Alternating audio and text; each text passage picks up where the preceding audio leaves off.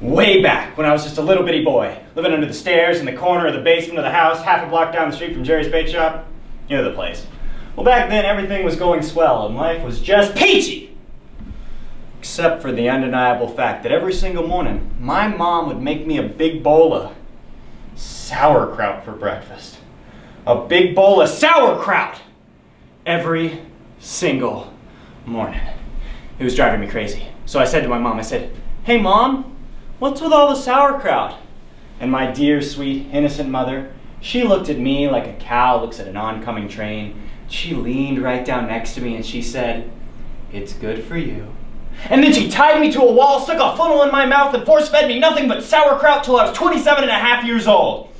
That's when I swore that one day I'd make it out of this basement and travel to a magical faraway place. A place where the sun is always shining and the air smells like warm root beer and the towels are oh so fluffy. Where the Shriners and lepers play their ukuleles all day long and anyone on the street will gladly shave your back for a nickel. And let me tell you, it wasn't very long before all my dreams came true, because the very next day, the local radio station was holding a contest to see who could correctly guess the number of molecules on Leonard Nimoy's butt. I was off by 3, but I still won the grand prize. A first-class, one-way ticket to Albuquerque. Hi, this is when I usually introduce my name and piece, but since you guys already know me, piece is called Albuquerque. It's by Al Yankovic. You know, I'd never been on a real airplane before, and I gotta tell you, it was great!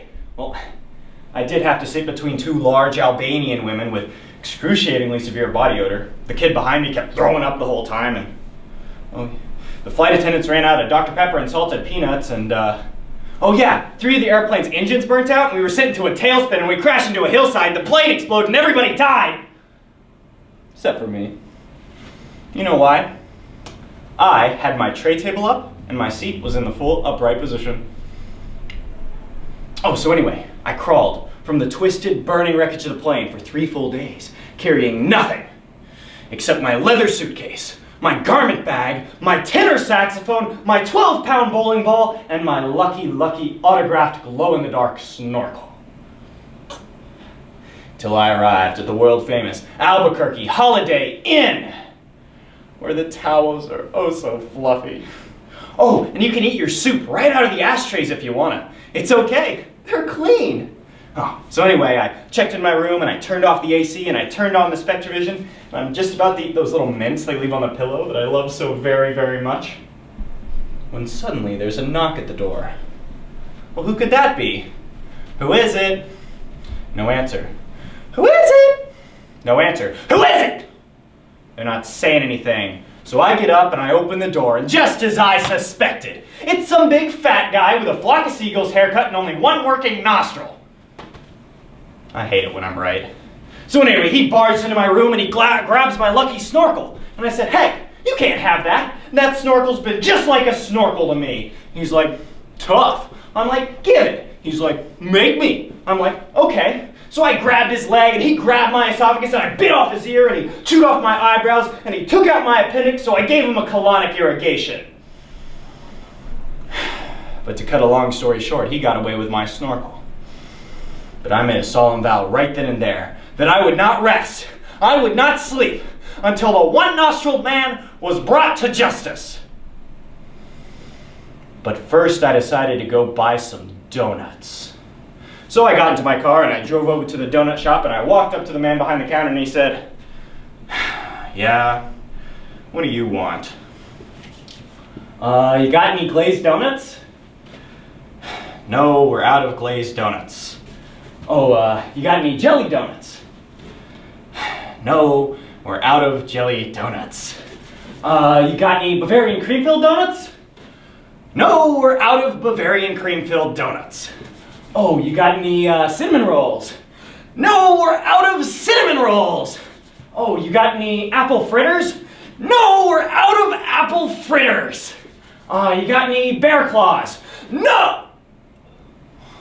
"Wait a minute, I'll go check."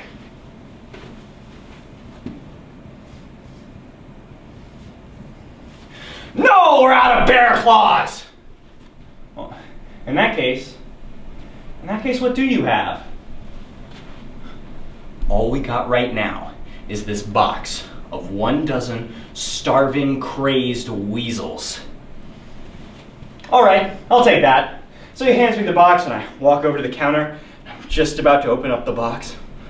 And then, all of a sudden, a bunch of weasels jump onto my face and start gnawing out my eyes! Like, oh man, they were tearing me apart! They were just going nuts! So I ran out to the street and started running like a constipated wiener dog, and it was just at that very moment that I ran into the love of my life.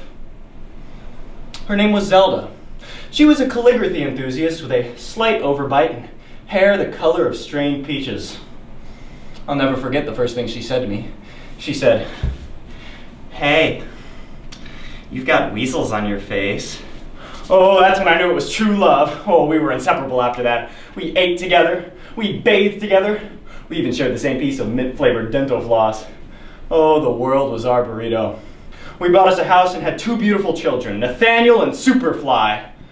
Oh, we were so very, very happy. But one night, Zelda turned to me and she said, "Sweetie Pumpkin, have you considered the prospect of us sharing the same bed?" I said, "Whoa, slow down there, sweetheart. I don't think I'm ready for that kind of commitment." So we broke up and I never saw her again, but that's just the way things go in Albuquerque. Actually, things started really looking up for me after that. I finally achieved a lifelong goal of mine. That's right, I got a part-time job at the Sizzler.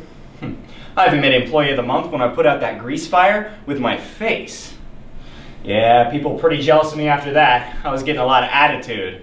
Okay, so like this one time, I was out in the parking lot trying to remove some excess earwax with a golf pencil when this guy Marty is trying to lug a giant sofa up the stairs. And I said, "Hey Marty, do you need any help with that?" Well, Marty just rolls his eyes and says, "No, I want you to push me down the stairs." I said, "All right," and I did.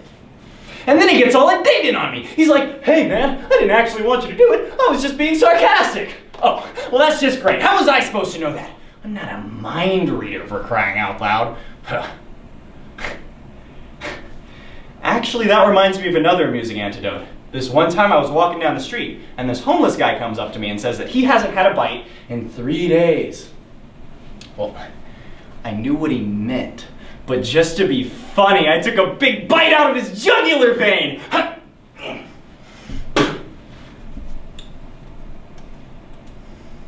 And then he starts screaming and bleeding, and I'm like, "Hey man, don't you get it?"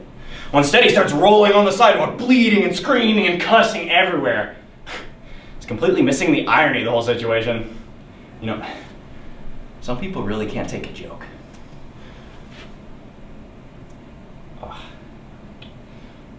Kind of lost my train of thought there. Oh,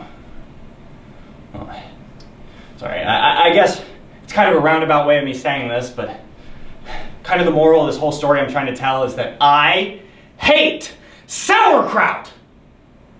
That's all I'm really trying to say.